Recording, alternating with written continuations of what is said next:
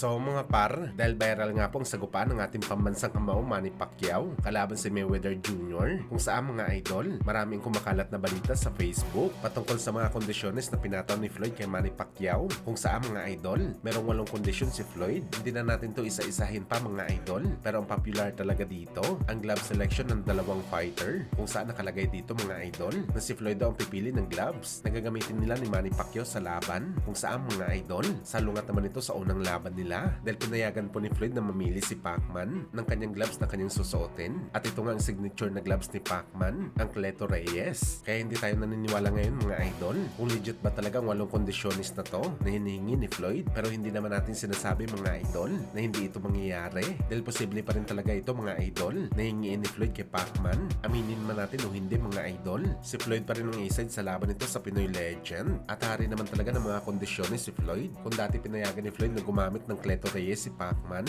abay naramdaman talaga nito mga idol ang full power ni Boss Manny at minsan na rin sinalba si Floyd sa lubid ng suntok ng Pinoy. Kaya posible at malaki talaga ang tsansa mga idol na hindi napapayagan ni Floyd si Pacman na gumamit ng kanyang signature gloves. Ngayon pa mga boss, na 50 anyos na si Kalbo, wala na ito sapat na tibay para saluhin ang walang kopas na lakas ni Pacman sa bakbakan.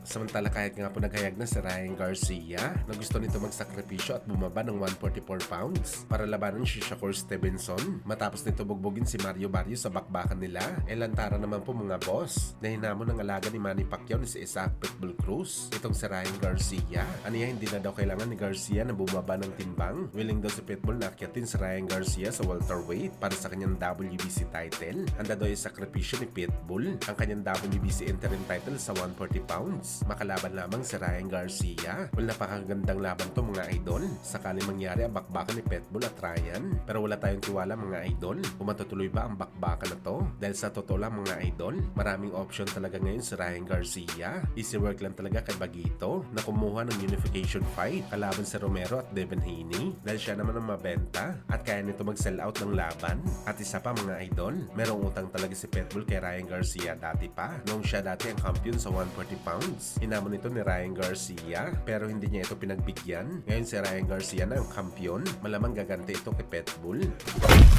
Sa kabilang banda naman mga idol, ang CEO ng Queensberry Promotion ni si Frank Warren planong kasuhan si Dana White at Boss Turkey dahil hindi daw sila nagbibigay ng pondo sa Sela at TKO Promotion na siya daw ang pinagkukunan ng budget ng Queensberry. Kung matatandaan nyo mga idol, nagsanay-pwersa itong Sela at TKO kasama na si Boss Turkey para palakasin ang kanilang boxing promotion, pero ngayon tila hindi na nagbibigay pansin si Boss Turkey sa Sela at TKO Promotion dahil focus na ito sa pagpapalago ng sopa boxing ni Dana White. Kaya ayon sa report mga idol, plano daw kasuhan ni Frank Warren ng 1 billion lusot itong si Boss Turkey.